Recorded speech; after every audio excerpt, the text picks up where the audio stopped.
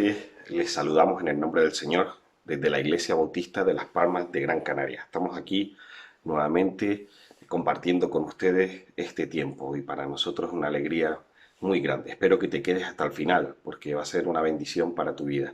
Queremos saludar desde aquí al pastor Rubén, que está en Tenerife, que como todos ustedes saben, venía una vez al mes y se desplazaba para estar entre nosotros y no puede ser en estas circunstancias, pero queremos transmitirle un saludo y un abrazo muy grande desde esta isla. Y también queremos saludar al pastor Donato, que como ustedes saben, por último, ha salido bastante bien de la operación y está restablecido en casa con su familia. Así que es una bendición poderte saludar, Donato. Hermanos, seguimos con este tiempo donde cada uno de nosotros tiene que estar en casa. Hemos de quedarnos porque así lo dicen las autoridades y hemos de seguir sus indicaciones. Pero hermanos, eso no quita que podamos seguir pasando un tiempo con el Señor, pasando un tiempo con la familia, meditando en la palabra de Dios, también orando.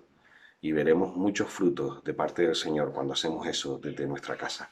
Así que este tiempo es un tiempo como de refrigerio, un tiempo de bendición, un tiempo donde podemos compartir unos con otros desde casa, en vídeo, a través de la televisión o a través del móvil o de la tablet y poder ser esto que podemos hacerlo juntos, podemos alabar al Señor y podemos escuchar su palabra.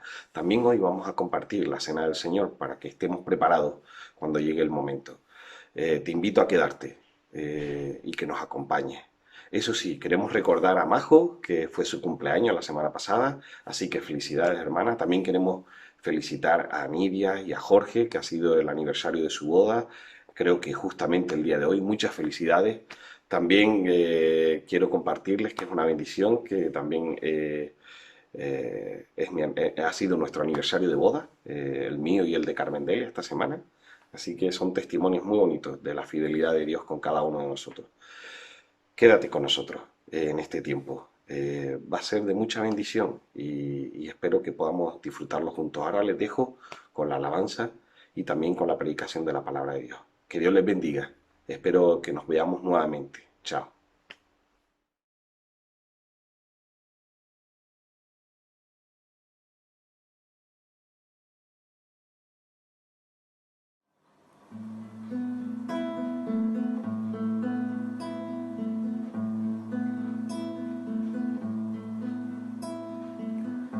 Mis labios te alaban, porque eres santo. Mi voz siempre te glorificará. Mi alma te adora, adorable eres, y me has llamado para seguirte. Mis labios te alaban, porque eres santo. Mi voz siempre te glorificará. Mi alma te adora, adorable eres, y me has llamado para seguirte. Te seguiré, solo daré gloria a ti. Te seguiré, Dios tuyo soy. Te seguiré,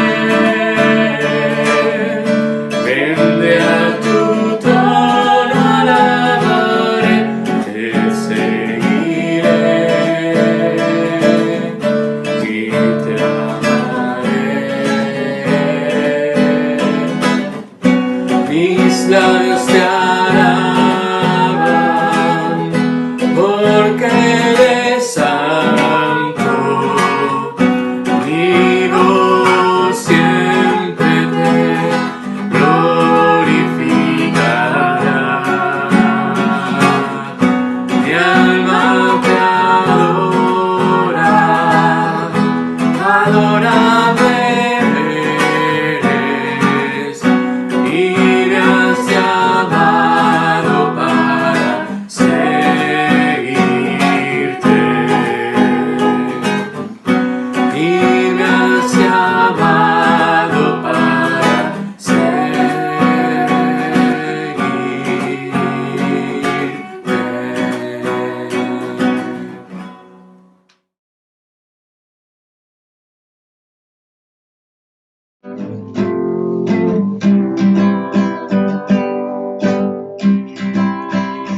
Busca primero el reino de Dios y su perfecta justicia, y lo demás añadido será. Aleluya, aleluya. No solo de pan el hombre vivirá, sino de toda palabra que sale de la boca de Dios. Aleluya, aleluya. Pedid, pedid y se os dará. Buscad, buscad y hallaréis. Llama, llamad y la puerta se abrirá. Aleluya, aleluya. Gracias, Señor, porque eres nuestro buen Dios, Señor. Gracias porque podemos contar contigo aún en medio de las peores circunstancias, Señor, aún en medio de las peores situaciones, Jesús. Gracias, Padre, porque podemos llamar y la puerta se abre, Señor, y aunque ahora no lo vemos, Señor, tú estás trabajando. Gracias porque no dejarás que a tus hijos, Señor, les falte nada. Gracias, Señor, porque te tenemos con nosotros, Señor, y estás con nosotros como poderoso gigante. Queremos pedirte, Señor, que seas tú arropando a tu iglesia, ayudándola en medio de esta situación, Señor, y sobre todo, Padre, que no nos cansemos de hacer el bien, que no nos cansemos, Señor, de decirle al mundo, Padre amado, que tú vives, que tú reinas y que tú quieres enviar la salvación a toda la humanidad, Señor.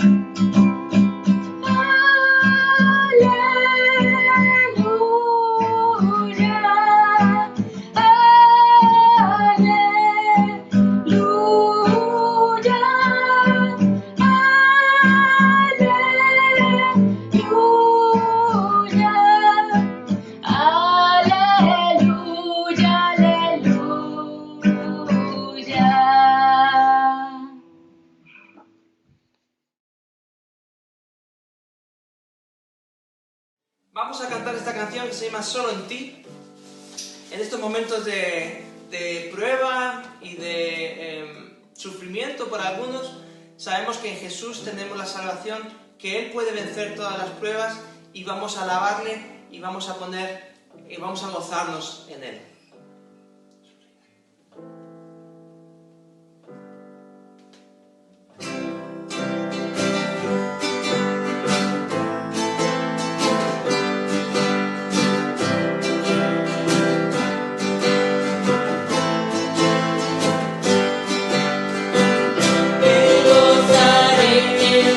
Señor, con toda el alma, me alegraré en su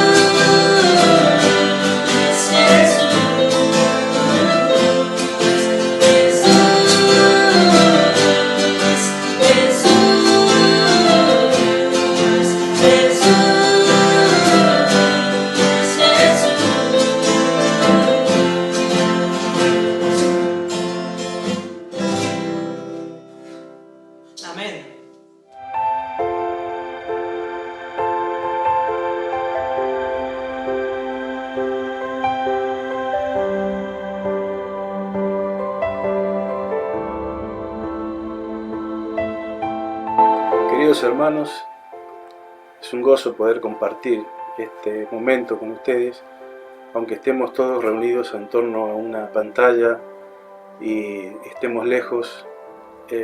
No queríamos dejar que esta situación impidiera que podamos celebrar juntos la Cena del Señor. Hemos pedido que cada uno en su casa pueda preparar un trozo de pan y un poco de vino o de zumo para poder compartir. Sería bueno que pudiéramos hacerlo todos juntos al mismo momento, pero no pasa nada. Si puedes detener el vídeo y prepararlo, o si no tienes preparado, y después continuar. Pero bueno, sería lindo que todos podamos hacerlo juntos y en nuestra mente, en nuestro corazón, saber que cuando estoy comiendo el pan, todos mis hermanos también lo están haciendo, y lo mismo con la copa. El Señor Jesús dijo en la última noche que pasó con sus discípulos antes de ir a la cruz, dice: ¿cómo he anhelado esta cena con vosotros? Y yo quisiera repetir estas palabras. He tenido mucho deseo, mucho anhelo de poder compartir con ustedes esta celebración. Voy a leer en el Evangelio de Lucas, en el capítulo 22, en el versículo 15, y espero que ya tengan preparados los elementos.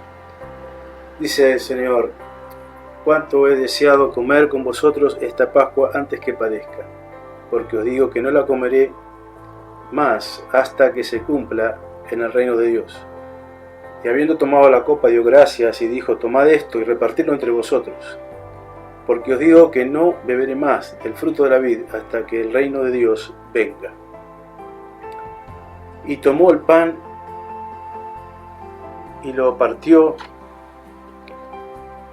y dio gracias y les dijo: este es mi cuerpo que por vosotros es dado. Vamos a dar gracias al Señor por este pan. Señor, te damos gracias porque este pan que representa o simboliza a tu cuerpo entregado en la cruz por cada uno de nosotros, nos hace recordar que por nuestro pecado fue necesario que tú murieras. Y cada vez que celebramos la cena, recordamos quiénes somos y cómo tú nos has rescatado en tu gracia y en tu misericordia. Bendice este pan y bendice a cada uno de mis hermanos que vamos a participar en esta hora. En el nombre de Jesús. Amén. Les invito a comer el pan.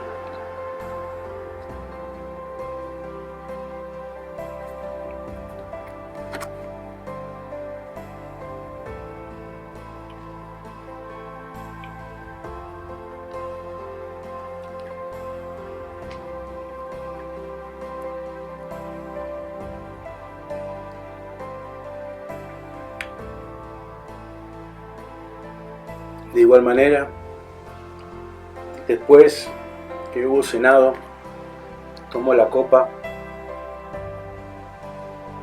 diciendo: esta es la copa del nuevo pacto en mi sangre, que por vosotros se derrama. Vamos a dar gracias por este vino que representa esa sangre derramada en nuestro favor. Gracias, Padre, una vez más por este recordatorio que nos has dejado, por este vino que representa esa sangre derramada por tu Hijo allí en la cruz en nuestro favor. Esa sangre que nos limpia, sangre que nos perdona, esa sangre que nos da vida eterna, porque la vida está en la sangre, dice tu palabra, y la vida eterna está en esta sangre que este vino representa. Te alabamos, Señor, y te damos gracias en el nombre de Jesús. Amén. Les invito a que bebamos juntos de la copa.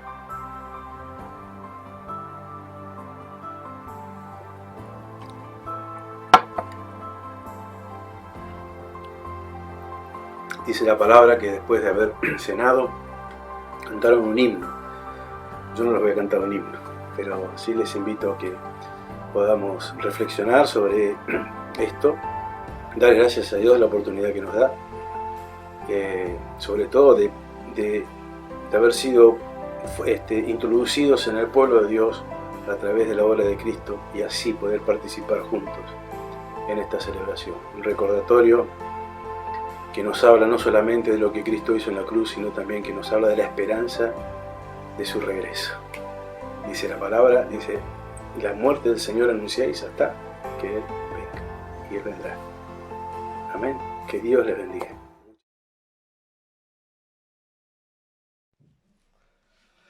Buenos días, hermanos. Me ha tocado compartir la palabra de Dios con ustedes en este día. Especialmente se me hace difícil, ustedes saben. Yo necesito mucho el calor de los hermanos, la compañía de todos ustedes. Y bueno, espero que el Señor les bendiga con la palabra. Eso sí, le voy a dar 10 segundos para que bajen el volumen de sus teles. Son bromas, son bromas. No voy a gritar, no voy a gritar, no voy a subir el volumen. Yo creo que ahora más que nunca necesitamos que se escuche la palabra de Dios. Y si es desde este lugar, desde cada uno de nuestros hogares, pues mucho mejor. Habría que subir el televisor en todo caso, más que bajarlo. Pero bueno, era una broma, hermano. Saben que les quiero mucho y que, bueno, les extraño mucho. Voy a compartir ya rápidamente, que no quiero tardar mucho tiempo, el pasaje de la palabra de Dios que nos encontramos en esta mañana. A mí me ha tocado especialmente mucho, es un pasaje muy impactante. Se encuentra en la carta de Pablo a los Colosenses, capítulo 2, versículos del 6 al 10. Solamente vamos a ver esos versículos que son tremendos. Son tremendos también los versículos que están anteriormente y los que están posteriormente. Pero nos vamos a centrar en esta mañana en esos versículos, en esos pocos versículos que dice así en la palabra de Dios. Lo pueden seguir en vuestras casas. Capítulo 2 de Colosenses, versículos del 6 al 10. Y dice: por lo tanto, de la manera que habéis recibido a Cristo Jesús el Señor, así andad en Él, firmemente arraigados y sobreedificados en Él, y confirmados por la fe, así como habéis sido enseñados, abundando en acciones de gracias. Mirad que nadie os lleve cautivos por medio de filosofías y vanas sutilezas, conforme a la tradición de hombres, conforme a los principios elementales del mundo, y no conforme a Cristo. Porque en Él habita corporalmente toda la plenitud de la deidad, y vosotros estáis completos en Él, quien es la cabeza de todo principado y autoridad. Oremos, hermano. Te damos las gracias, Señor, por esta palabra que es tuya, Señor. Te damos las gracias por la bendición de poderla compartir, ya sea también por este medio. Sé que no es a lo mejor la forma de realidad estar congregados, pero Señor, sabemos que somos uno en espíritu y no estamos solos. Bendice este tiempo, Señor, que nada nos moleste, que incluso en este tiempo de grabación no hay nada que estorbe, Señor, que tu mensaje llegue a los corazones de la mayoría de las personas que se conecten, Señor, en esta página, y que pueda llegarles, pero porque sea que tú hablas y que tú tocas corazones, no porque nadie lo haga, no por el simple hecho del privilegio de poderla compartir. Sí, eso es una gran bendición, pero el hecho de que tú seas el que mueva los corazones. Y perdona mis pecados, Señor, para que esta palabra salga limpia. Te lo pido en el nombre de Jesús. Amén. Muy bien, hermano. Una vez escuché una frase que estaba motivada para hacer enternecer los corazones de las personas, para mostrar misericordia hacia los más desfavorecidos, y dijeron esta frase que en cierta manera me hizo pensar. Dijeron: haga algo especial para Dios. Y me llamó la atención, porque en realidad entonces ¿podemos realmente nosotros hacer algo especial para Dios? Una vez los judíos, en época del profeta Zacarías, habían estado muchos años ayunando como señal de duelo y de lamento por la pérdida de Jerusalén y también del Sagrado Templo. Y se envió entonces, cuando habían regresado, se envió una delegación a Jerusalén para pedir consejo y pedir decisión a los sacerdotes y a Dios mismo en cuanto a lo que tenían que hacer. Y era una pregunta muy sencilla, muy simple, que ellos hicieron. pero que en realidad tenía un gran peso espiritual.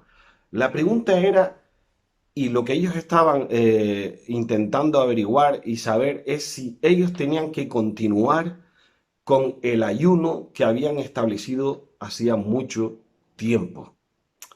Y me marcó porque es curioso ver que no fue Dios quien les pidió que hicieran ayuno ni lamento, que ustedes saben que es abstenerse de alimentos para buscar a Dios en oración, humillándose delante de su presencia. Eh, Sin embargo, yo creo que en un principio lo hicieron motivados por un corazón sincero delante de Dios, por la amargura que había en sus corazones de que estaban lejos y de que aquello que Dios les había dado como un gran tesoro se había destruido por sus propios pecados. Ahora ellos estaban preguntándole a Dios que qué tenían que hacer, si tenían que seguir haciéndolo. Y Dios, a través del profeta Zacarías, les responde. Ellos iniciaron con una pregunta y Dios les responde con otra pregunta nuevamente, en Zacarías capítulo 7. Y Él les dice, cuando ayunasteis y llorasteis estos 70 años, ¿habéis ayunado para mí? Y cuando coméis y bebéis, ¿no coméis y bebéis para vosotros mismos?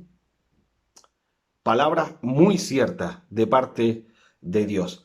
En realidad, al principio, lo que les había movido de corazón, después con el tiempo se había vuelto una costumbre, tal vez una tradición, y aquello que en su formato exteriormente había sido recto, después se había vuelto algo vacío, algo sin poder, algo sin alma, algo sin vida.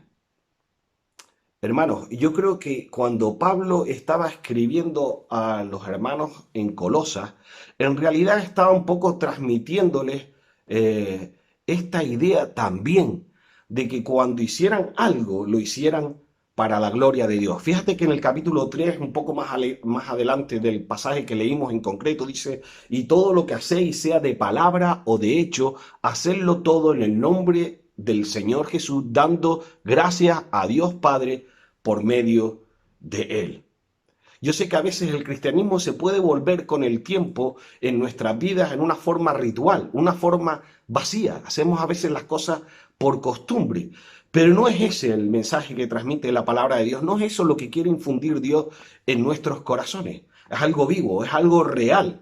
Y que yo sé que es cierto que cuando hacemos algo, lo hacemos para el Señor. Miren, el otro día estuve escuchando a un predicador muy conocido y él decía que cuando él predicaba era algo muy fácil.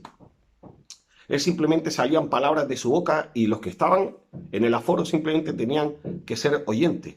Él decía, sin embargo, que para cuando discipulaba a alguien le era más difícil porque tenía que transmitir algo de su propia vida. Ahora, él decía que era mucho más difícil cuando tenía que vivir dentro de su familia. Porque en realidad ahí es donde se ven los defectos y los errores, tal cual como somos. Y si las palabras que transmitimos en realidad son coherentes con la vida que llevamos. Y es así. Ahora, todo lo que hagamos, dice Pablo, ya sea en cualquier circunstancia, ya sea en cualquier momento de nuestra vida, ya sea en cualquier situación en la que nos encontremos, tenemos que hacerlo para la gloria de Dios. Si te fijas en el capítulo 1, Pablo está hablando en Colosenses acerca de la supremacía de Cristo. Y él dice que Él es el Señor, que Él es el amo, que Él es la autoridad sobre todas las cosas, es el Rey, es el primogénito de toda creación, porque en Él habita corporalmente toda la plenitud de la deidad. Son palabras mayores, hermanos, pero totalmente ciertas y válidas y de verdad, porque es así, en Jesucristo se encuentra corporalmente toda la plenitud de la deidad. Y puesto que Cristo es supremo, eso quiere decir que Él es todo suficiente para toda necesidad. Y eso es lo que vamos a hablar en esta mañana, hermanos, que Cristo es todo suficiente. Es todo suficiente para tu vida, es todo suficiente para tu necesidad, es todo suficiente para cualquier circunstancia en la que estés pasando en este momento. Cristo es suficiente para todo, hermano. Cuando Pablo escribió esta carta, él estaba en prisión en Roma y les llegó informe a través de un hermano de Epafras, que era probablemente uno de los líderes sobresalientes, sobre aquellas iglesias que se encontraban en el valle del Ico. Entre ellas, por supuesto, estaba Colosas, pero también estaba Hierápolis y la Odisea. Y cuando él recibió el informe de lo que estaba sucediendo en aquellas iglesias, en aquella zona, cómo los hermanos estaban siendo bombardeados por filosofías y por pensamientos que en realidad lo que hacían era socavar la fe de esos cristianos en la fe que tenían puesta en Jesucristo. Y que aunque él estaba lejos en la distancia, en el cuerpo, en realidad, en espíritu, estaba con ellos. Me llamó la atención investigando este pasaje, porque la situación es algo parecida. Estamos un poco lejos en la distancia unos de otros, pero en espíritu somos uno y estamos muy cerca, sin duda, hermano. Pero Pablo no se sentía un extraño, alguien extranjero, se sentía uno más de ellos y se identificaba de ellos, porque parte del propósito de esta carta era corregir lo que se había estado introduciendo en la iglesia. Y era algo muy importante. Ahora, él pone una serie de énfasis que en este pasaje vamos a resaltar como que es necesario caminar con Cristo. Dice en el versículo 6, por tanto, de la manera en la que habéis recibido al Señor Jesucristo, andad en él. No es otra palabra, sino lo que está diciendo es vivid en él. Si algún peligro había en aquella época eran los falsos argumentos, las falsas filosofías, los falsos pensamientos. Reinaba uno de ellos que era muy importante, que era el gnosticismo, y en el cual sobresalía el conocimiento, el sentir de las personas sobre lo que la palabra de Dios decía, sobre lo que la Escritura, sobre lo que las enseñanzas de los apóstoles transmitía a la iglesia. Era su objetivo, desplazar la fe que los hermanos habían puesto en Cristo Jesús como únicamente válida de su salvación en Cristo.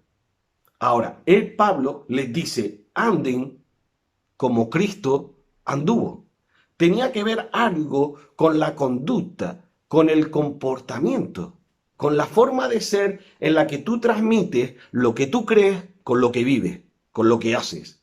Y esa forma de andar se refiere a una forma de andar en la tierra, con tus subidas, con tus bajadas, con tus defectos, con tus virtudes, pero poniéndolas delante del Señor. Como Cristo anduvo, también andemos nosotros. El modelo, hermanos, no era Pablo, aunque era él quien estaba escribiendo y transmitiendo estas palabras. Tampoco era Epafras, que pudiera ser el pastor o el líder de aquella iglesia. Tampoco era cualquier predicador, tampoco era el mensajero. No era ningún profeta el modelo. Tampoco era el pastor de la iglesia, ni los líderes, ni los ancianos. El modelo era y es Cristo.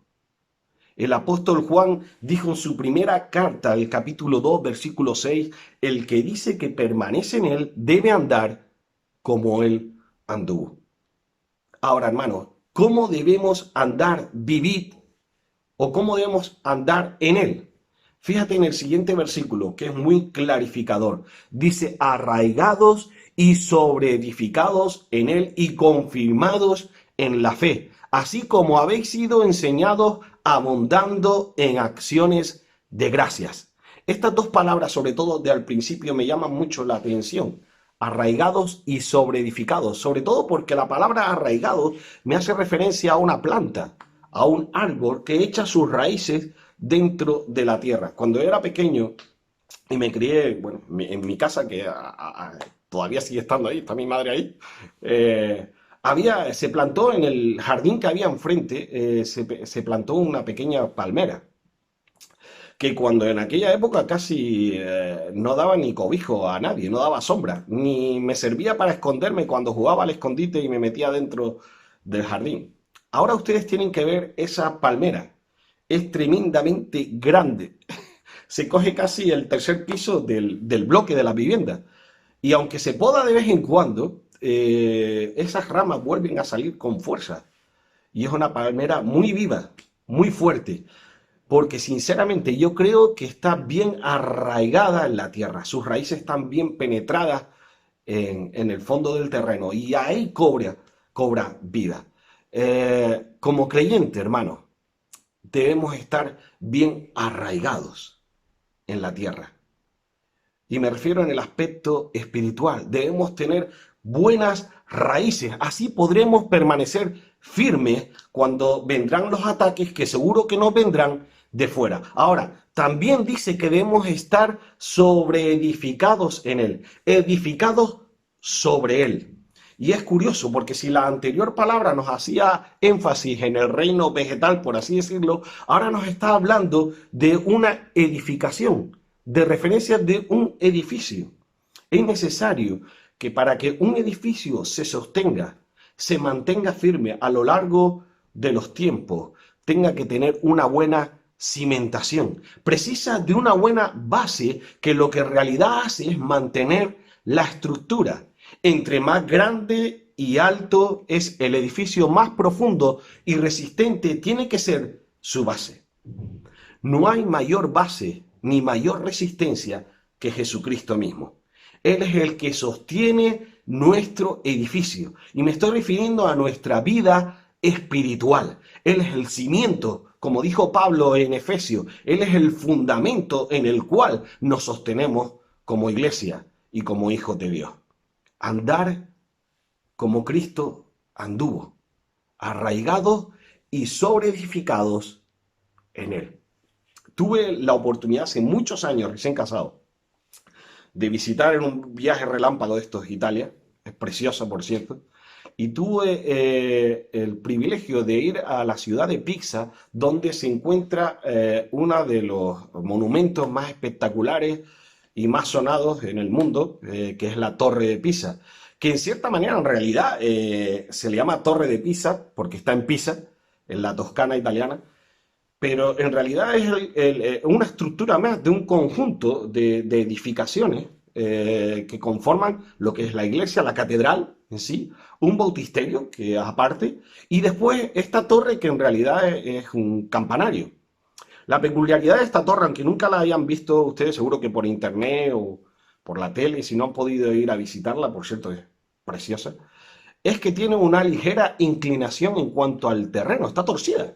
Es una oportunidad para muchas veces hacerse fotos y ser gracioso y hacer montajes, pero en realidad lo que llama la atención es que a pesar de ser una edificación muy alta, 58 metros, tiene cerca de 4 grados de inclinación. Es espectacular. Incluso se puede visitar por dentro.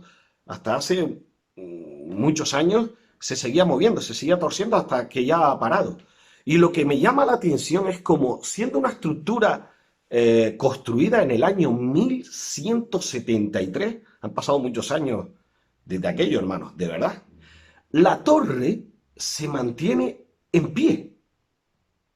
Espectacular. Y yo estuve leyendo algunos estudios que se han hecho, evidentemente múltiples estudios, acerca de por qué la torre, aún así, se mantiene en pie. Y más agregando el factor de que está puesta en una zona sísmica, donde hay múltiples terremotos, pequeños movimientos del terreno, que hacen que esa torre tenía que estar en el suelo. Ahora, ¿cómo ha aguantado la torre en pie después de tantos años? Cuando ocurre un temblor, el edificio y el suelo vibran al mismo tiempo, interactuando los dos en el mismo medio a través de los cimientos. Es curioso, ¿eh? Bajo condiciones normales, los cimientos son los encargados de soportar el peso muerto del edificio y transmitir esa carga al suelo.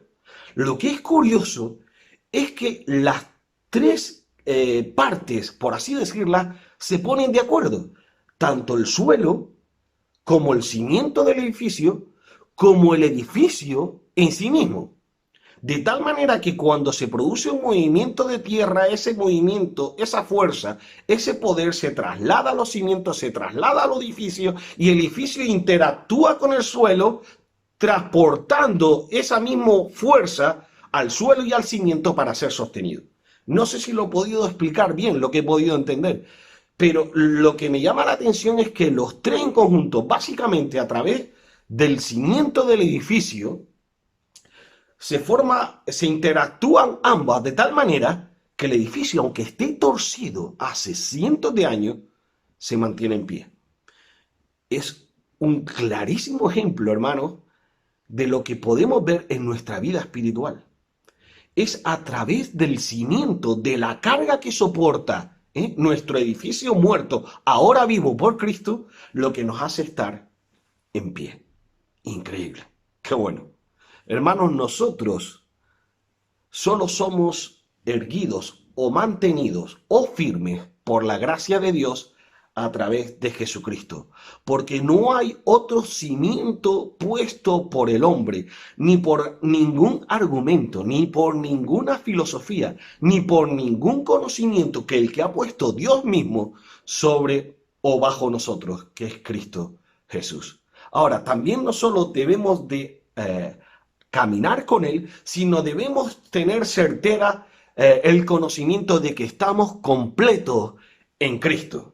Fíjate lo que dice en los siguientes 2 versículos, dice, mirad que nadie os engañe por medio de filosofías y huecas sutilezas, según las tradiciones de los hombres, conforme a los rudimentos del mundo, y no según Cristo. Cuando yo era pequeño, perdonen que me encante a veces contar cosas, historias y tonterías a veces que digo, pero que me acuerdo, hermano, me vienen a la mente.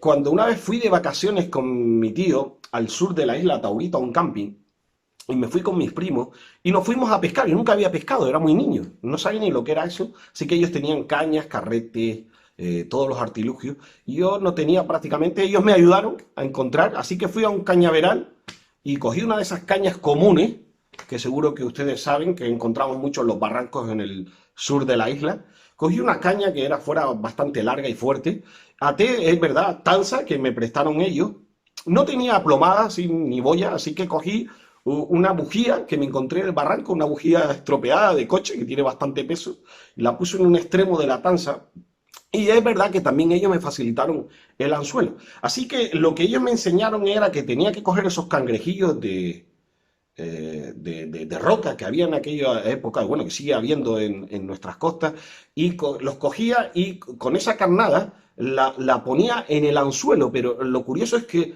envolvía el anzuelo para que los peces no se dieran cuenta, evidentemente, que ahí iban a ser pinchados, o sea, que los ibas a capturar. Así que yo estaba muy animado con mi caña casera, pero la eché, hermano. Y hay que ver cómo un montón de peces pincharon. O sea, estuve contentísimo esa tarde llevándole a mi tío el balde lleno de pequeños peces que yo a mi forma casera y mi forma ignorante de la pesca había puesto. En cierta manera, hermanos, muchas veces vienen a través de personas o de otros medios pensamientos o filosofías que en realidad son huecas, que lo que hacen es esconder el anzuelo detrás de una magnitud de palabras que lo que hacen es confundirnos, lo que hacen es socavar nuestra fe, minar aquello en que hemos confiado, aquello que hemos experimentado con nuestra vida, y lo esconden. Tal vez con palabras grandilocuentes, con palabras preciosas, que inundan nuestros oídos y nos llaman la atención y nos convencen. Palabras que parece que son sanas cuando son enfermizas. Palabras que parece que están cargadas de verdad cuando en realidad son mentiras. Ahora, los falsos maestros siempre buscan a quien engañar. Y déjame decirte, muchas veces intentan coger a personas en las cuales su fe es muy superficial. No han sido arraigadas en la tierra, en la fe. No han sido sobreedificadas en el cimiento que en Cristo. Sino que a lo mejor se han quedado como pequeñas superficies pequeñas raíces que pueden ser arrancadas fácilmente con vientos, con tempestades y que no están bien afirmadas en la fe en Cristo. Ahora, cuando dice Pablo que los falsos maestros engañan utilizando palabras persuasivas, está refiriéndose a la habilidad que tienen para convencer a otros con su palabrería. Pero he aquí una afirmación inapelable, una afirmación rotunda. No se podía haber declarado de una forma más categórica que esta. Y este es el gran versículo que viene a continuación, versículo 9 y 10. Dice, porque en él habita corporalmente toda la plenitud de la deidad, y vosotros estáis completos en él, que es la cabeza de todo principado y potestad. Para empezar, en él, en Cristo, habita toda la plenitud de la deidad, hermanos. En otras palabras, Cristo es perfectamente Dios. Algunos dicen que Jesús es un maestro, un buen maestro, un maestro moral. Hay otros que dicen que fue un buen hombre. Otros que dicen que él es un profeta. Otros que dicen que fue un hombre enviado por Dios. En cierta ocasión escuché a un pastor que dijo este ejemplo. En cuanto a comparar a Jesús, dice, comparar a Jesús con los grandes hombres de la tierra, como Alejandro Magno, o César, o Shakespeare, es como comparar un grano de polvo con todo el universo. Es como comparar una pequeña colina con el monte Everest en el Himalaya. Y es cierto, hermano, ¿cómo se puede comparar lo incomparable? Jesucristo es Dios en carne humana. Jesucristo era Dios en la carne y es Dios en la carne. Él es el Dios hombre, Dios encarnado para la salvación del hombre. Jesús dijo de sí mismo, el que me ha visto a mí, ha visto al Padre, en Juan 14, 9. En otras palabras, Pablo nos está mostrando que en Cristo podemos hallar absolutamente todo lo que necesitamos para toda nuestra necesidad. Algunos piensan que se han entregado a Cristo son personas que son aburridas, personas que no están realizadas en su vida, que no tienen ningún tipo de satisfacción personal, pero cuán están alejados de lo que es la verdad en la vida de esas personas, en las que yo me incluyo. No hay mayor satisfacción, no hay mayor plenitud, no hay en donde uno se pueda hallar más completo que cuando está en Cristo, porque en Él se halla la plenitud de la deidad. Estando en Cristo, estamos en Dios. Lo que sí da pena, hermanos, es observar cómo a veces, hermanos, se entregan a hábitos y costumbres arraigados en el mundo. A veces se aburren, se alejan, a veces se motivan por un ardiente deseo de buscar a Dios, pero es solamente temporal y vuelven a alejarse y vuelven a coger tradiciones y costumbres que están arraigadas en este mundo, pero que terminan convenciéndoles en toda manera. Pero para poder, hermanos, estar completos en Cristo, es importante estarle sujetos. Porque, hermanos, no podemos estar arraigados y cimentados en el fundamento que es Cristo si no estamos dispuestos a obedecer lo que Cristo nos dice. ¿Cuál es tu pregunta hoy? Tal vez me la hicieras y no podría responderte. ¿Cuál es tu necesidad hoy? Tal vez me la mostraras. Yo podría ayudarte en lo que está en mis manos, pero tal vez no llenara todo lo que tú necesitas en tu corazón. ¿Estás siendo influenciado por otros pensamientos, por otras filosofías humanas? Entonces, mi hermano, y tú que nos visitas hoy, solo puedo decirte que te vuelvas a Cristo? ¿Estás siendo apartado hoy día por palabras persuasivas? ¿Estás siendo enganchado por sistemas, por tradiciones humanas, por religiosidad, por cosas vacías que inundan tu corazón y no te satisfacen en absoluto? Vuélvete a Cristo, porque en Él está la plenitud de la deidad y Él es todo suficiente para tu necesidad. Que Dios te bendiga.